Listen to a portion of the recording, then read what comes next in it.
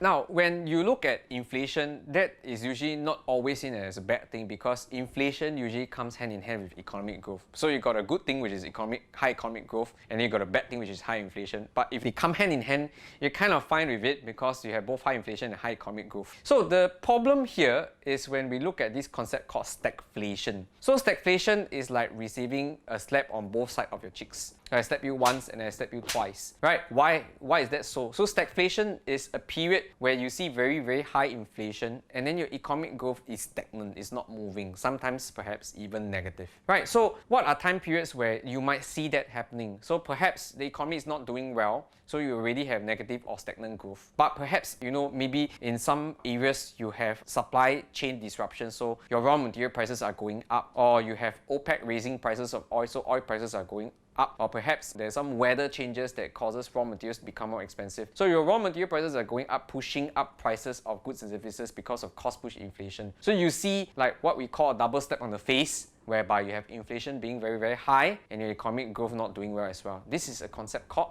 stagflation.